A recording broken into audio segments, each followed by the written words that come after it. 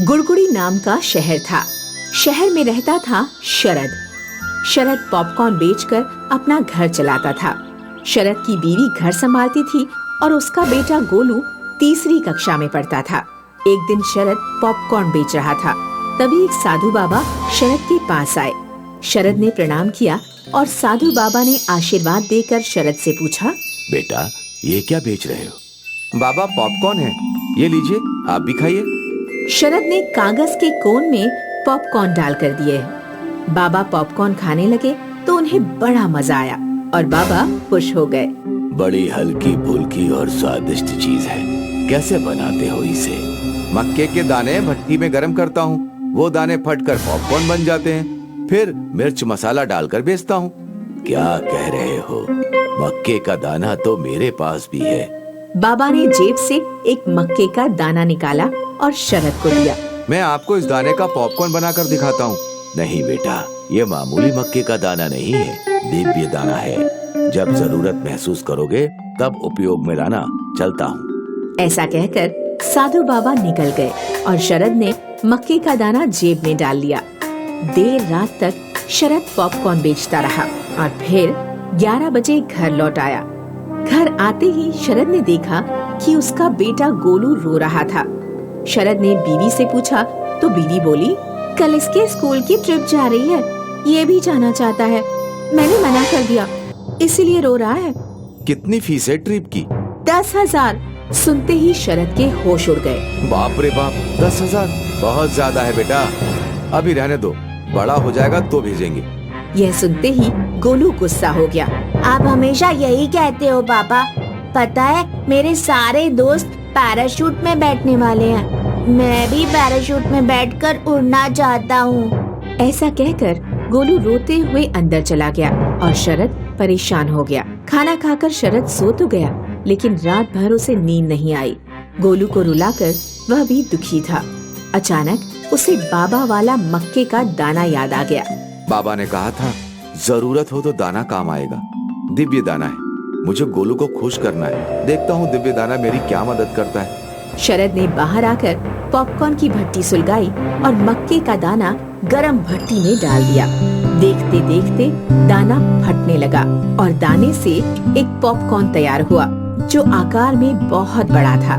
Popcorn देखकर शरद की आंखें फट गईं। बाप रे बाप, इतना बड़ा पॉपकॉर्न! सच में दाना दिव्य था, पर ये पॉपकॉर्न मेरे क्या काम का? तभी गोलू वहाँ आया और वह भी पॉपकॉर्न देखकर चकित हो गया।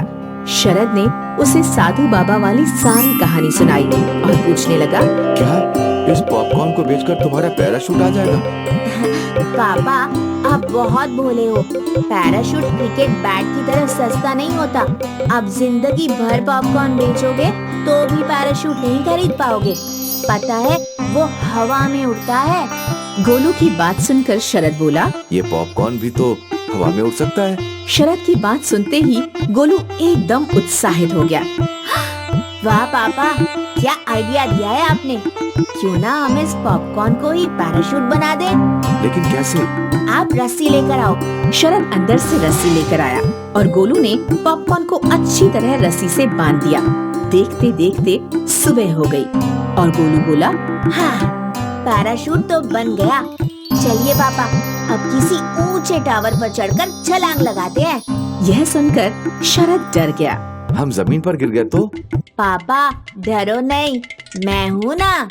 गोलू और शरद पॉपकॉर्न के साथ एक ऊंचे टावर पर चढ़ गए और गोलू ने अपने साथ साथ शरद को भी रस्सी से कस लिया। चलो पापा, अब छलांग लगानी है। 1, 2, 3। पॉपकॉर्न पैराशूट की तरह दोनों को आसमान का सफर करा रहा था। याहू! देखो पापा, उड़ने में कितना मजा आ रहा है। हाँ गोलू, बहुत मजा आ रहा है। इस प्रकार पॉपकॉर्न पैराशूट आसमान में उड़ने लगा तो सारा शहर जमीन से ऊपर देखते हुए आश्चर्य जताने लगा। यह देखकर गोलू और शरद और ज्यादा खुश हो गए। 2 घंटों तक वह आसमान में पॉपकॉर्न पैराशूट की सवारी करते रहे और फिर गोलू ने पॉपकॉर्न पैराशूट अपने घर की छत पर लैंड किया। छत पर गोलू की मम्मी खड़ी थी। वो काफी गुस्सा थी। अजीब बाप बेटे हो, मुझे अकेला छोड़कर पॉपकॉर्न पैराशूट का मजा लूट रहे थे। Mummy tension not, popcorn parachute तो अपने ही घर का है, जब चाहे उड़ेंगे। फिर क्या था, दूसरे दिन गोलू शरद के साथ साथ मम्मी को भी टावर पर ले गया। तीनों ने एक साथ टावर से छलांग लगाई और पॉपकॉर्न पैराशूट से आसमान में उड़ान भरी। इस प्रकार पॉपकॉर्न पैराशूट से शरद की फैमिली रोज रोज आसमान छूने लगी और जिंदगी के मजे लेने लगी। उधारपुर नाम का एक गांव था। गांव में था बब्बन टी स्टॉल। बब्बन नाम का एक बेरोजगार युवा टी स्टॉल चलाकर अपना पेट पालता था। काफी सारे गांव वाले सुबह शाम बब्बन के टी स्टॉल पर चाय पीने आते और लंबी चौड़ी बातें करते।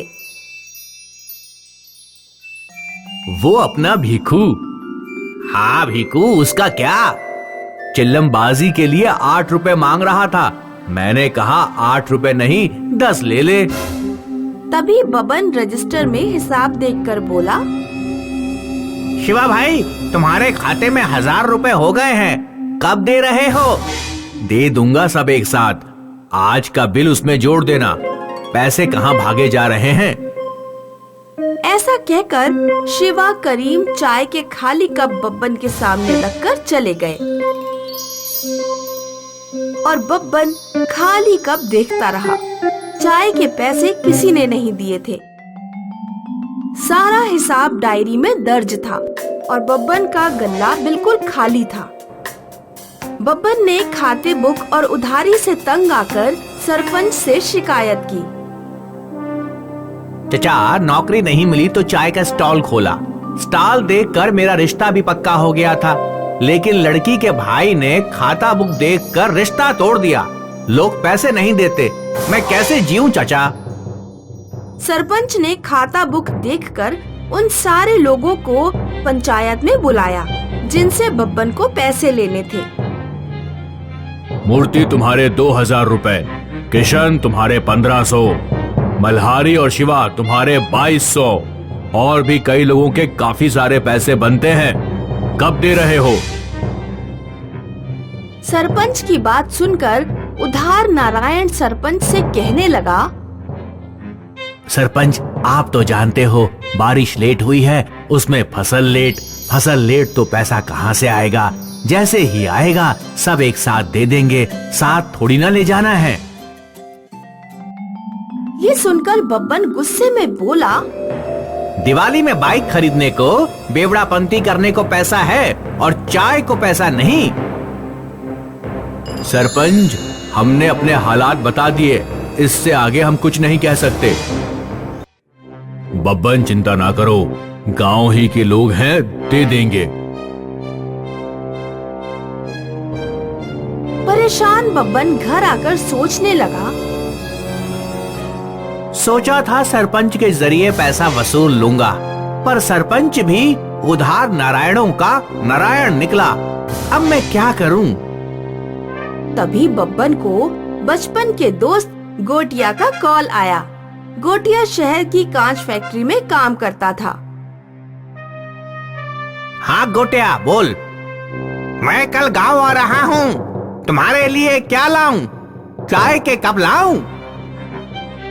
चाय का बड़ा सा लंबा चौड़ा कप लेकर आ, उसमें चाय डालकर डुबकियां लगाऊंगा। क्या हुआ? क्या परेशानी है?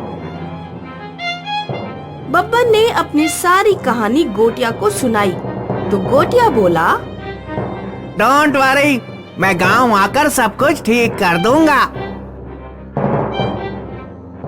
दूसरे दिन गोटिया बब्बन से मिलने उसके घर पहुंचा। बब्बन को देखकर गोटिया बोला, चल मैं तेरे लिए कुछ लाया हूँ। दोनों घर के पिछवाड़े आए और बब्बन ने देखा एक विशाल चाय का कप खड़ा था। बाप रे, ये क्या है? तो सचमुच लंबा चौड़ा कप लाया। मुझे मारने का इरादा है क्या? सुन, तुम्हारी वसूली वसूलने का मेरे पास फाड़ू आइडिया है। फिर गोटिया ने आइडिया सुनाया तो बब्बन खुश होकर चिल्लाने लगा, वाह गोटिया, समझो वसूली हो गई। उधार नारायणों को चाय की तलब लगते ही सब चाय पीने बब्बन टी स्टॉल के सामने पहुँचे तो उन्होंने देखा कि स्टॉल के सामने एक विशाल चाय का कप चाय के साथ खड़ा था।